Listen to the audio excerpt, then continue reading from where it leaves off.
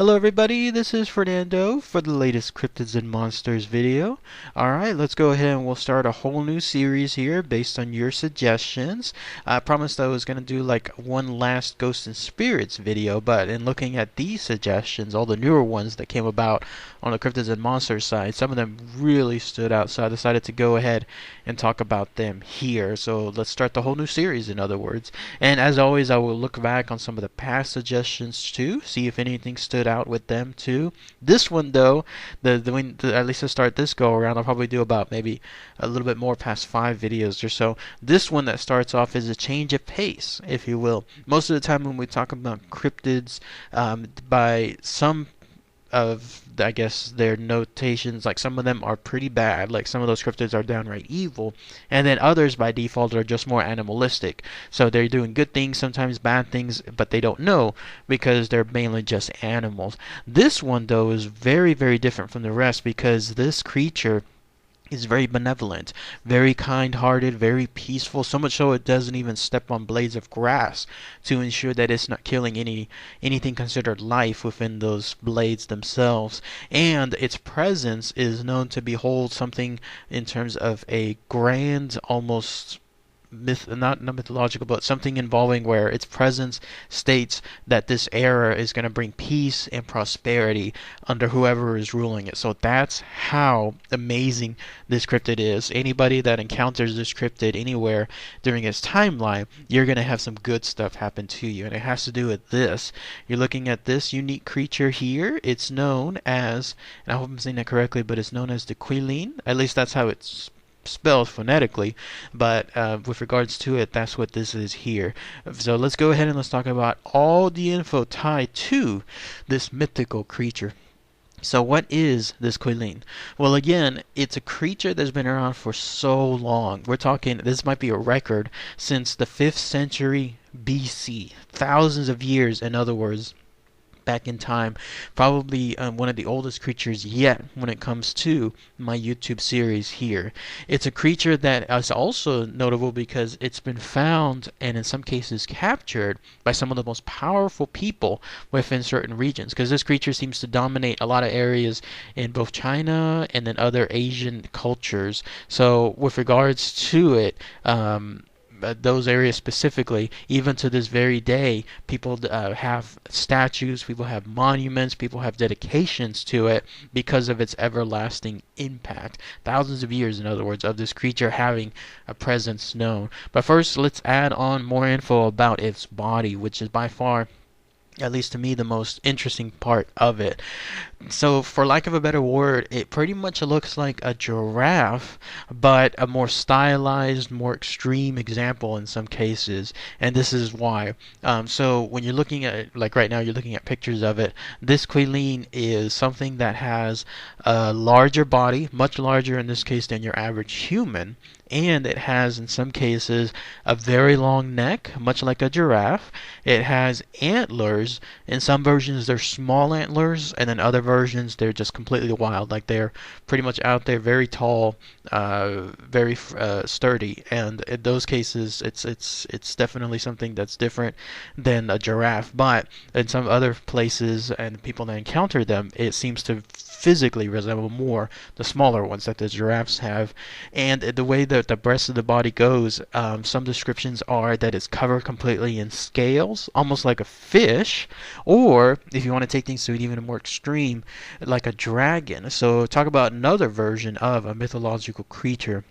And then finally, to me at least, its most powerful feature itself has to do with these flames. And so some people state that this thing is completely covered in flames, not like burning itself, it's just part of its body. Like these flames, because this is a mythical, almost magical creature, it has these flames emanating from its body, in some cases again completely covering it, and in other places just parts of its body. So imagine something like this gracing the areas near you. You see this, instantly it would make a huge impact in your life to see something so beautiful. In other words, as this creature gracefully walking.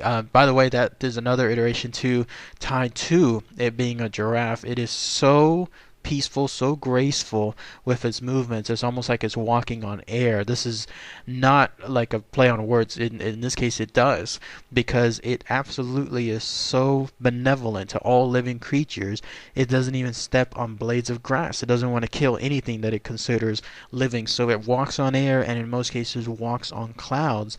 And that's why in a lot of cases people think that it's most closely resembling a giraffe, because when you look at giraffe, the way it walks, it looks absolutely so beautiful, so graceful, that's the closest thing that it ties to this Qilin. So much so, in fact, that even to this very day, apparently the word Qilin is the same word used for giraffe, both in Korea and in Japan. So if you could believe that, you can see how strong this link is between this creature and what everyone knows today as it being a giraffe. But yes, tying back to its notable presences, in fact, in front of some very powerful people.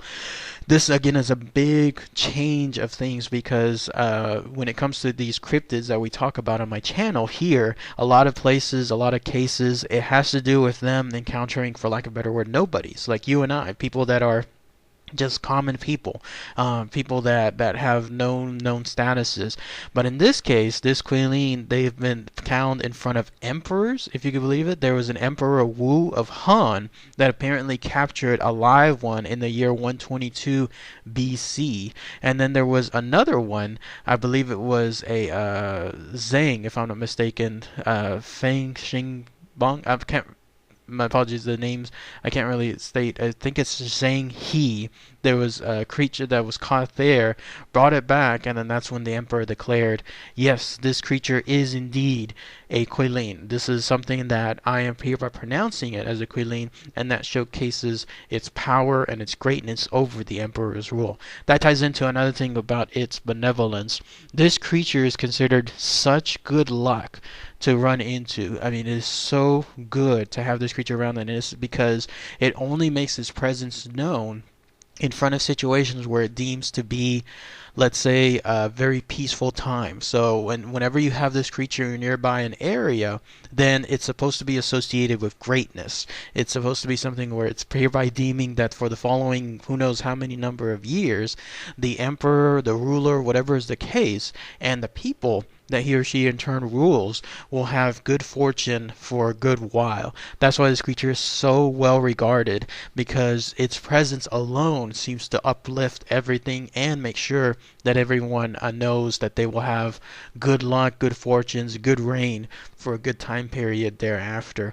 Also, it is so good, it is so benevolent that it never harms, as I mentioned, anything bad, but I'm sorry, anything good, but it does fiercely protect anybody from bad things. So if it senses, for in other words, someone that's really, really good, but it's being attacked or being influenced by someone really, really bad, this thing, if it's near the area, will make sure that that person that's really good is protected. I mean, that's how much this Qilin is known to ensure that it only does good things at all times. So again, quite a change of pace, no, when it comes to that stuff. And I mean, some of the past scripts that I've talked about that are so bad, so evil.